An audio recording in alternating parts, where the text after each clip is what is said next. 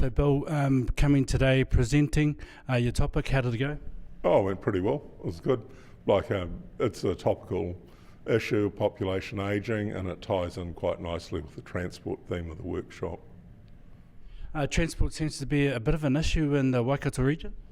Yeah, that a lot of it is you've got a lot of people who are in isolated communities, and a lot of people within communities are isolated, like older people who don't have cars or they don't have access to a vehicle.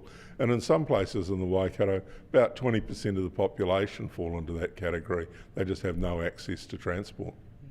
So what have been some of the solutions highlighted out in the communities?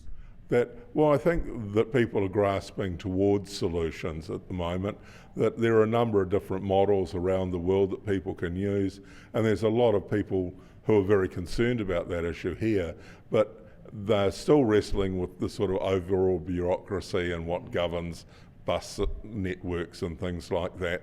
I think that it's still very much in its formative stages, particularly in the Waikato. So you talked about having solutions all over the world. What's one of those solutions that you've kind of thought about? Well, in Scotland, they face a lot of problems that are similar to New Zealand. You've got a lot of people living in very isolated rural areas, and very often those who can leave have left. So the young, the geographically mobile and the skilled, leaving a lot of residual population that is aged and unskilled, and they don't have access to vehicles that are probably amongst the poorest people in Scotland. Well, one solution they had for mobility was they gave all the mail people minibuses to drive around in, and so they'd have 2 mail deliveries a day. One would go clockwise, the one coming back would go counterclockwise, so people could jump on one of the vans and go round and see their mate, and then 4 hours later they could be picked up, and they could, of course could go into a local village and do the same and come back. So those are the kind of solutions that are popping up everywhere. Rising to the Challenge Conference, social sector, what other kind of issues do you think there are? That out there in the Waikato? Yeah, I think the main thing that most populations, other than ones that are very close to Hamilton facing, is long-term population decline.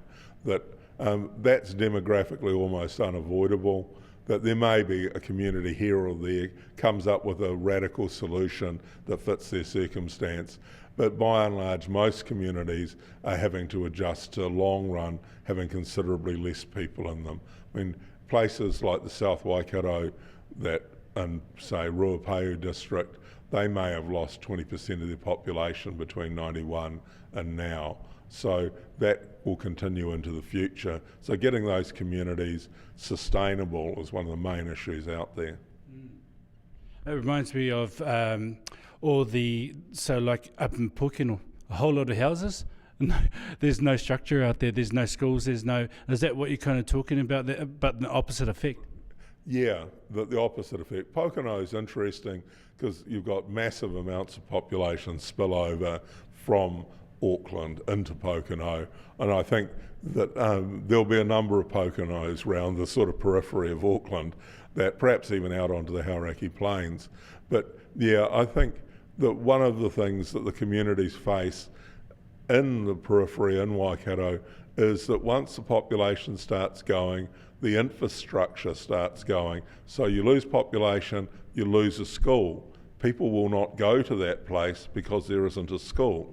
And so you get this nasty feedback. So every person who leaves takes a little bit more infrastructure, which then isn't replaced, and it deters new people from going there. Though most of those areas face natural decline, that is, deaths are exceeding births. So long run, even if they were to get some migration coming in, they'd still face major adjustments in the future.